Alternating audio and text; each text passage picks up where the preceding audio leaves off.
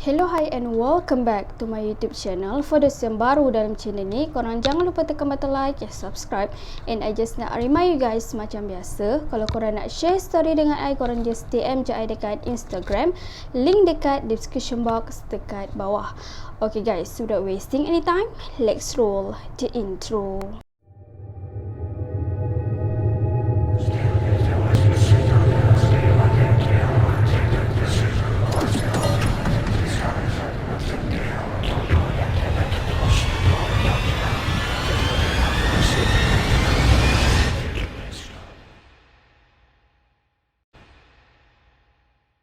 So guys, untuk video kali ni I nak share dekat korang 3 kisah seram. Tapi macam biasa, kisah dia pendek-pendek, macam kira tak terlalu panjang sangat. So video ni tak adalah terlalu lama sangat kan.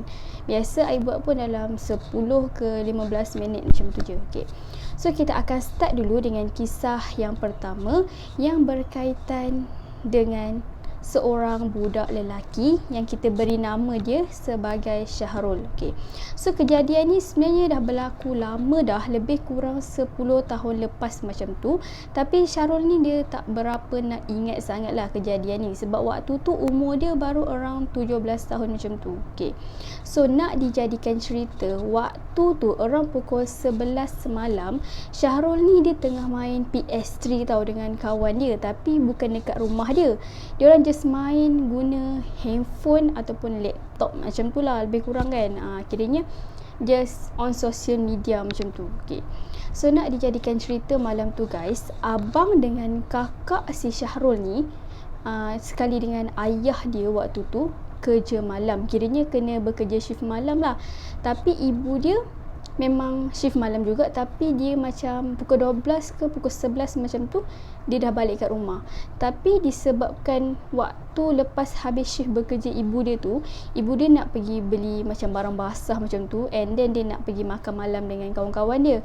So terpaksalah Syahrul ni dia stay dekat rumah seorang-seorang, sebab yelah memang tak ada orang kan. Dia just main PS3 lah dengan kawan-kawan dia sementara tunggu ibu dia untuk balik dekat rumah malam tu. Waktu si Syahrul ni dia khusyuk sangat main PS3 waktu tu, yelah sebab tak ada orang dekat rumah kan. So dia just fokus dengan game je lah time tu.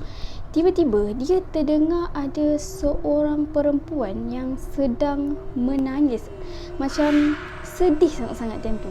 And time tu dia just fikir, oh maybe jiran sebelah dia ke, jiran bawah dia ke. Tapi dekat atas dia memang tak adalah, sebab Syahrul ni dia duduk dekat tingkat atas sekali, which is tingkat 11. So mustahil lah dekat atas kan, atas confirm bumbung kan. So dia kata, oh maybe jiran-jiran dia lah kot tengah sedih ke, tengah bergaduh dengan orang punya partner ke. Waktu tu Syahrul je relax-relax macam tu je lah main. Tiba-tiba guys, dia rasa tak sedap hati, sebabnya dekat luar tingkap dia tu just letak penghawa dingin tau. So agak mustahil ada orang menangis dekat bahagian luar rumah dia. Memang mustahil, sebab suara tu makin lama makin kuat. Macam yang kita selalu dengar, orang kata kalau suara tu dekat, benda tu jauh. Kalau suara tu jauh, benda tu dekat. So waktu tu Syahrul ni macam takut, dia rasa macam dah gelisah, nak fokus main game pun dah tak boleh dah time tu. Waktu tu guys, si Syahrul ni dia terus berdiri, dia pergi dekat arah tingkap yang dekat bilik dia, yang betul-betul dia dengar suara perempuan menangis tu. Dia nak selak langsir, tapi dekat bahagian luar langsir tu macam ada sliding macam tu lah kan. Time tu guys, waktu dia nak seakan-akan macam nak selak langsir tu, dia tengok grill yang pintu yang dah berkunci tu macam tengah orang nak buka, seakan-akan macam ada orang yang nak ceroboh, nak masuk dekat dalam rumah dia. Tapi bukan dalam keadaan yang macam orang kata ganas macam tu, bukan. Dia macam slow-slow je. Waktu tu Syahrul ni dia macam blank dah, tak boleh nak buat apa sangat dah. So dia terus tutup dia punya game PS3 dengan kawan dia tu. Dia lari dekat tingkat bawah, and then bila dia lalu dekat depan blok rumah dia tu, dekat bahagian apartment dia tu, korang tahu tak, dia tengok je dekat bahagian atas, dia nampak ada seorang perempuan yang memang serba putih tengah duduk dekat atas alat aircon dia tu, dekat betul-betul dekat luar tingkap bilik dia time tu. Time tu Syarul kata bila dia nampak je benda tu, dia terus pergi dekat tingkat yang mana dia nak tunggu ibu dia balik waktu tu. And then bila dia balik sama-sama dengan ibu dia dekat rumah, dia kata memang Alhamdulillah sangat-sangat benda tu memang dah tak ada dah. So dia kata itulah peristiwa dia di mana first time and last lah dia rasa dia tak nak kena ganggu dah dengan benda-benda tu. Dan bila dia duduk rumah pada waktu malam sorang-sorang, dia rasa macam tak selamat. So guys, untuk kisah yang kedua ni pula dikongsikan oleh Syah yang berumur around 30 tahun macam tu. Okay. So sebenarnya Syah ni bekerja sebagai pasukan anggota tentera dekat Singapura. Okay. So kejadian ni start bila waktu tu 2 minggu pertama Syah ni start masuk pasukan anggota tentera tu lah. Okay. So waktu yang 2 minggu pertama tu, Syah kata sebenarnya Syah ni seorang yang percaya makhluk alam sebelah tu memang wujud. Cuma bila dia percaya benda tu, dia memang tak nak sangat makhluk alam sebelah tu untuk kacau dia. Dia percaya tapi dia seakan-akan macam dia takut lah bila dia kena ganggu dengan benda-benda macam tu. Sampai satu tahap dia just fikir kalau kita tak kacau dia, benda tu tak akan kacau kita balik. Okay. So waktu awal-awal dia start untuk pasukan tentera tu, okay, nama dia orang kata minggu confinement week, macam tu lah lebih kurang kan. So minggu tu diorang ni memang tak dibenarkan balik langsung. So macam diorang nak kena sesuaikan diri dengan tempat baru macam tu, dengan pekerjaan diorang sebagai tentera. So dia kata 2 minggu pertama tu memang penat sangat-sangat. Kadang-kadang bila dah habis bekerja, dia terlupa nak mandi. Sampai just cuci muka, bersih-bersihkan macam tu diri je, then terus tidur. Si Syah ni guys, dia sebenarnya seorang yang suka tidur meniarap, and then tangan kedua dia ni macam berkepak lurus macam tu. So kadang-kadang tangan dia memang akan keluar daripada bahagian katil. So waktu malam tu Syah kata dia memang dah mengantuk sangat-sangat dah. Dia dah tak larat dah nak tunggu turn untuk mandi. Waktu tu dah 10.45 minit. Lagi 15 minit je lampu akan ditutup. So dia macam, yelah kalau mandi pun lampu toilet pun macam kena tutup macam tu. So nak tak nak dia kata macam dia dah penat sangat. Dia just berus gigi, cuci muka, and then dia terus tidur. Waktu tu dia tidur macam biasa dah, yang habit dia tidur yang dia meniarap tu kan. Okay. Waktu tu dah tengah malam guys, tiba-tiba si Syah ni dia terjaga. Tiba-tiba dia macam terjaga macam tu. And then dia rasa badan dekat belah kiri dia ni macam lebih kat bahagian kiri, macam seakan-akan dia rasa macam tangan belah kiri dia ni kena tarik sampai badan dia macam mereng ke sebelah. Sikit lagi dia kata dia nak jatuh dekat bahagian belah kiri dia. Tapi time tu dia fikir macam maybe tangan kanan dia lah kot yang macam tertarik ke apa ke kan, sampai dia terlebih dekat belah kiri. Sebab time tu dia dah mengantuk, so dia macam tak dapat nak berfikir sangat lah kiranya time tu. And then guys, si Syah ni dia macam goyang-goyangkan lah tangan kanan dia kan. And then dia fikir, takkanlah tangan kanan dia tu macam panjang sangat seakan-akan macam boleh buat tangan kiri dia ni peluk katil dekat bahagian bawah katil macam tu. And then dia rasa time tu jari-jari dia ni macam seakan-akan makin lama makin erat untuk tarik tangan dia ke bawah lagi. Waktu tu dia kata, waktu dia rasa benda tu ada benda dua yang menyeramkan tau. Sebab bila kita bersentuh, kira-kira kita sentuh apa-apa, kita akan rasa benda tu kan. Dia kata tangan yang tarik dia tu seakan-akan kasar sangat-sangat, macam jalan tar. And then yang kedua pula, kuku dia tu macam panjang, seakan-akan macam menikam jari Syah yang belah kiri tu. And then dia kata macam mustahil lah tangan dia belah kanan kasar macam jalan tar tu kan. And then dia kata kuku dia pun tak panjang, dah potong. So dia macam time tu macam apa yang jadi sebenarnya.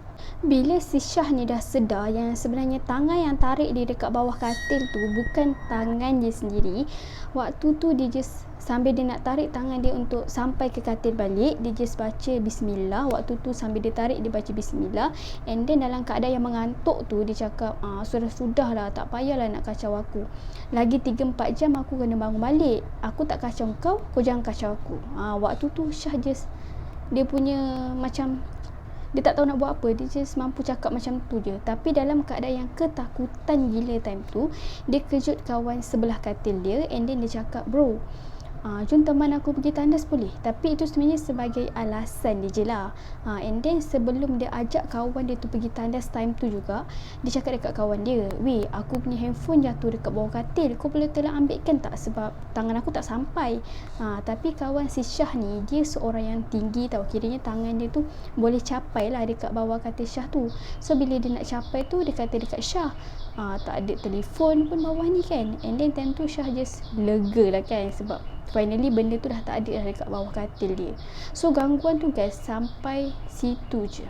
Memang tak ada dah, dia punya berlarutan sampai esok-esok tu memang tak ada dah. So guys, untuk kisah yang terakhir, untuk video kali ni berkaitan dengan WhatsApp.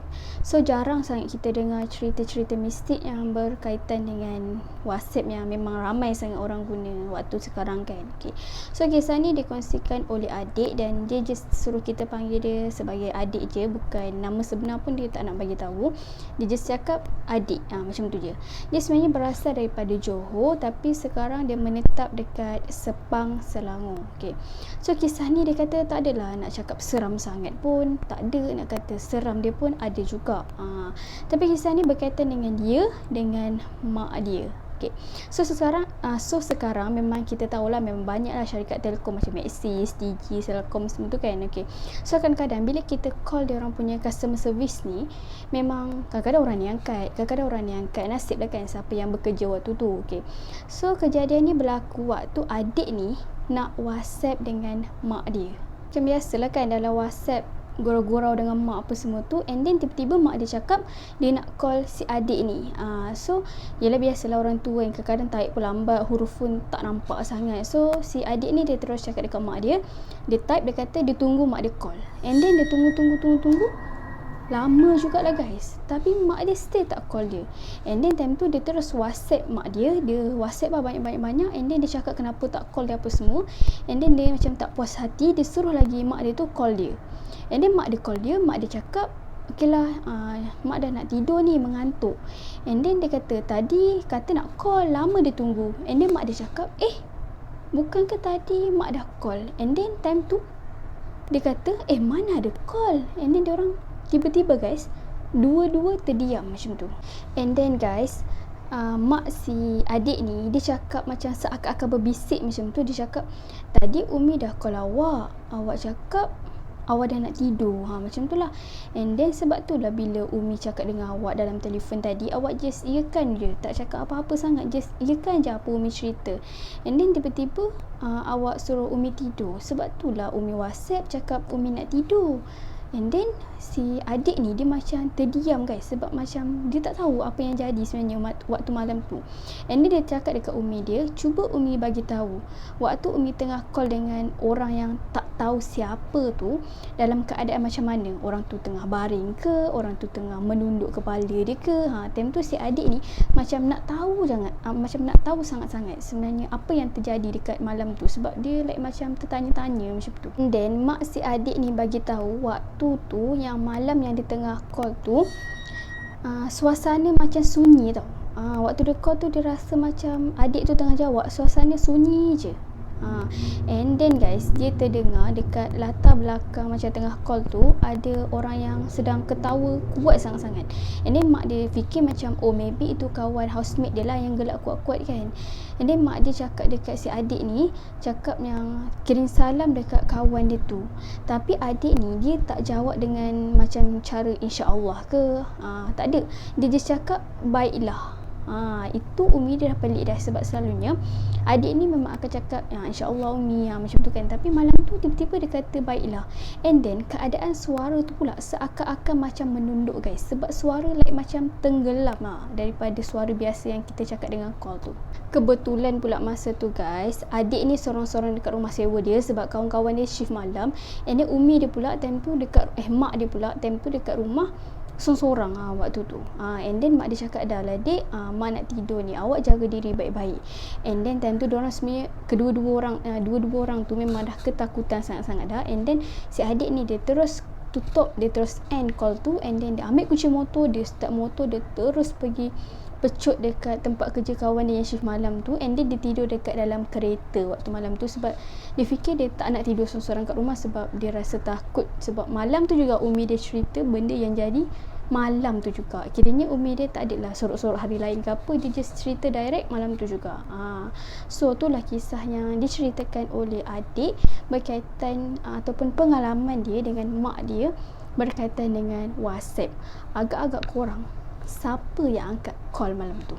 So guys, tu je lah video kita untuk kali ni. Mana-mana yang belum tekan button like dan subscribe, korang boleh tekan sekarang, dan jangan lupa juga tekan bell notification supaya korang tak terlepas dengan video-video yang akan datang. Stay tune untuk my next video. Bye.